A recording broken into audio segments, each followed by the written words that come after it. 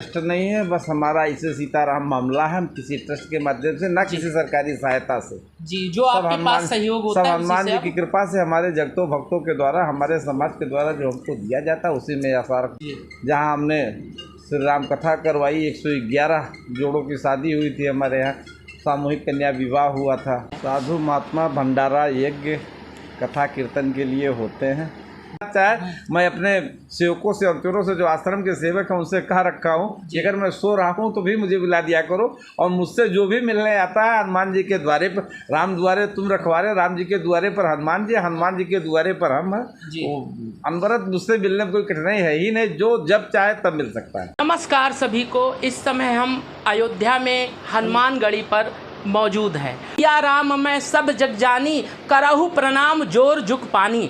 ये पूरी तरह से राममयी स्थान है। बिना संत के दर्शन के जो है कोई कार्य हमारा सिद्ध नहीं हो सकता। बहुत जब भाग्य उदय होता है तभी हमें संतों के दर्शन होते हैं। तो आप पूज्य महाराज जी के दर्शन आप लोग भी कर सकते हैं। अब महाराज जी से जानते हैं। महाराज जी, सबसे पहले आप अपना नाम बताइए। महंत बलराम दास, प्रवेश द्वार, श्री हनुमानगढ़ी, अयोध्या। जी, जैसे आज ये भंडारे का कार्यक्रम किया गया है, किस उपलक्ष्य में ये भंडारा किया गया है? साधु महात्मा भंडारा यज्ञ कथा कीर्तन के लिए होते हैं।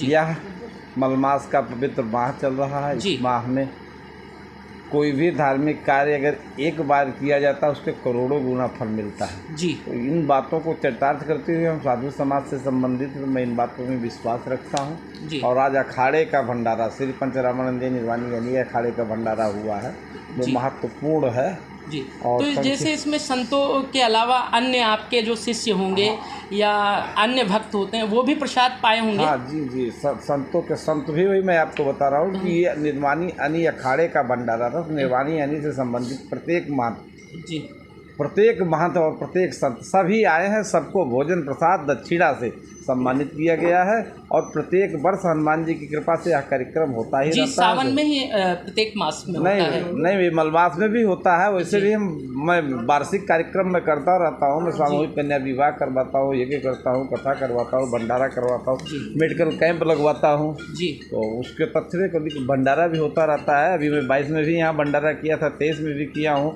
तो इसमें हम, मेरा एक आश्रम दुल्हादेपुर बाराबंकी में है जी, जहाँ हमने श्री राम कथा करवाई, 111 जोड़ों की शादी हुई थी हमारे यहाँ, सामूहिक कन्या विवाह हुआ था जी। उस ट्रस्ट का, जिस ट्रस्ट के नाम से आप करते हैं, उसका कोई नाम है? मेरा कोई ट्रस्ट नहीं है, बस हमारा इसे सीताराम मामला है। हम किसी ट्रस्ट के माध्यम से, ना किसी सरकारी सहायता से जी, जो आपके पास सहयोग होता है हनुमान जी की कृपा से, हमारे जगतों भक्तों के द्वारा, हमारे समाज के द्वारा जो हमको दिया जाता है उसी में आसार। और हिंदू सनातन प्रेमियों को जो अयोध्या आते हैं या जहाँ से भी दर्शन कर रहे हैं, उनको आप क्या संदेश देना चाहेंगे? हिंदू सनातन प्रेमियों से बस यही कहना है कि यह समय आपके लिए सबसे स्वर्णिम समय है। इसका लाभ लीजिए, अपने मार्ग से डिगिए नहीं।